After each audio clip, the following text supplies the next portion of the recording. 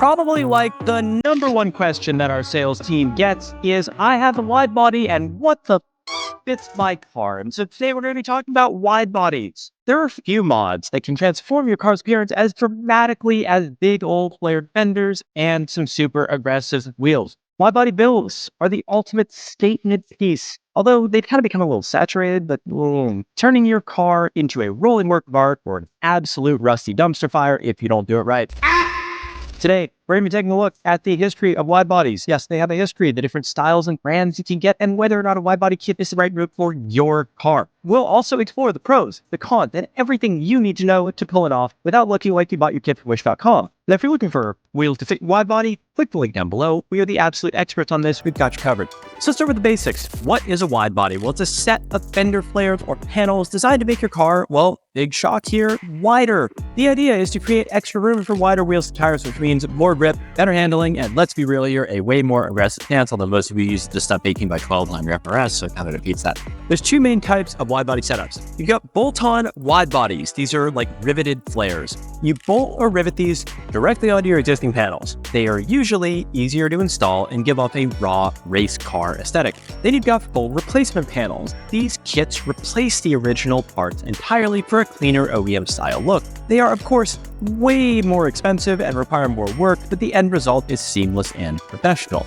The idea of modifying a car's fenders isn't new. Back in the 1960s, wide body modifications started popping up in racing, especially in series like Group 5, where wider tires were needed for better grip. Cars like the Porsche 935 and the BMW 3.0 CSL, Batmobile, and the BMW 3.0 CSL were some of the first to rock wide-body fenders on track. These weren't, of course, for looks. These cars actually needed the extra width to be competitive. By the 1980s, Japanese tuners started adopting the wide-body style for street cars. The Bosozoku scene in Japan took it to an entirely new level, arguably too far, with wildly exaggerated flares that looked like they belonged in a comic book. Then in the 90s, the style exploded in popularity thanks to the rise of tuning culture and racing games like Need for Speed and Gran Turismo. Today, wide bodies are absolutely everywhere. We are so sick of seeing them, by the way. That's enough.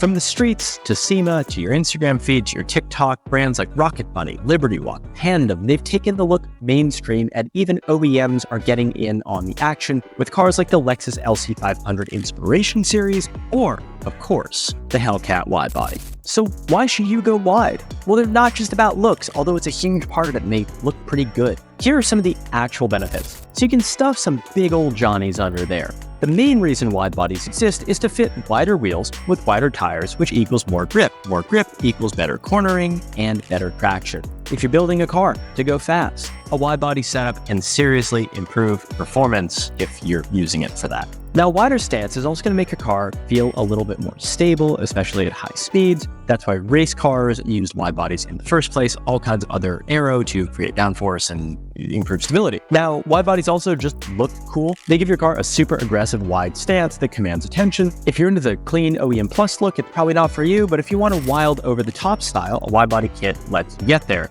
So downsides, well, of course, they're not all sunshine and rainbows. You kind of knew that coming in probably. Here's some things to consider before going wide on your build. First one is the cost. A good wide body kit isn't cheap. A high quality kit from a brand like Tandem or Liberty Walk can cost anywhere from like $5,000 to like $25,000, and that's before you factor in labor, paint, new wheels and tires, fitting, all that stuff. And speaking of fitting, not all kits are created equal. Stop buying the Extreme Dimensions kits. They fit like shit. Some kits, like those, require serious welding and fabrication to fit correctly. If you don't do it right, you're going to wind up with a half-assed car that looks worse than when you started. Depending on the kit, you might be adding a decent amount of weight to your vehicle. If you're building a stance car, you probably don't care about this, but if you actually want your car to perform, you have to consider this. Resale value, it is my belief that you will not be able to find a clean fendered FRS in 20 years. Once you cut the fenders, there's no going back.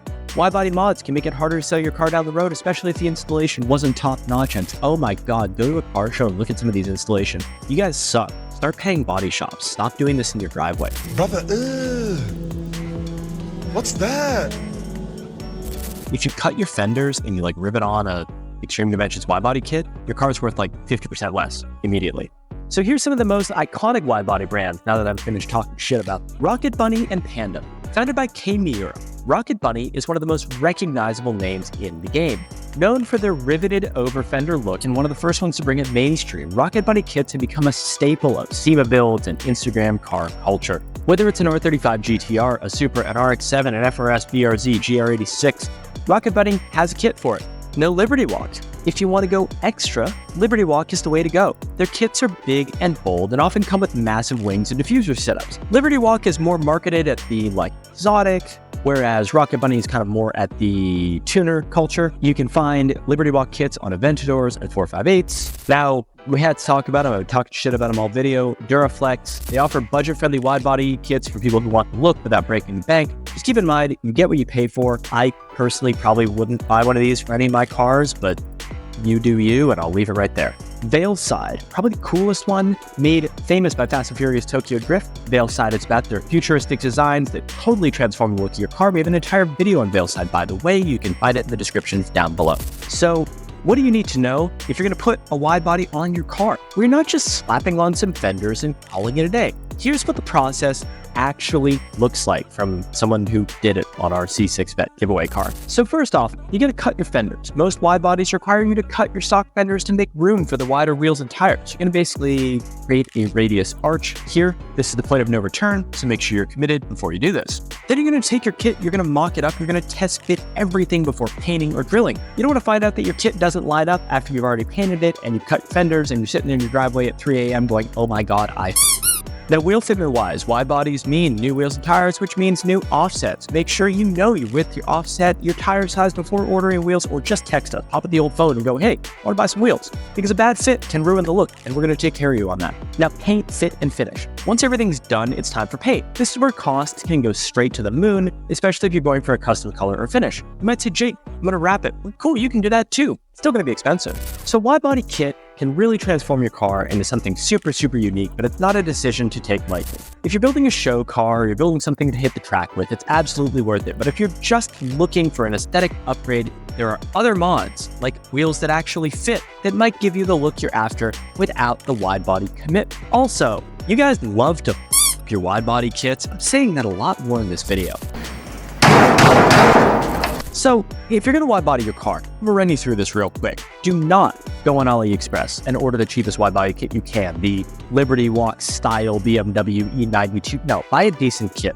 Take it to a professional shop, pay them what it costs to install it, and you're going to wind up with a kit actually functions. Your fenders are cut well, they're seam sealed, they're welded, you're not going to get rust, you're not going to destroy your car by doing this. Then, call us up. Be like, yo, we need some wheels for our build. And we're going to get you some wheels that actually fit. Stop running monoblocks with giant spacers. It sucks. It looks terrible. There's a right way and a wrong way to do this. Wide bodies have become super popular, and I think there's a lot of people that just want look without the commitment. And the problem is that this isn't one of those things you can kind of half do. So if you want to wide body your car, make sure you do it the right way from start to finish. Thank you guys so much for watching the video. If you enjoyed it, please drop a like, drop a comment, hit subscribe, and I'll see you in the next one.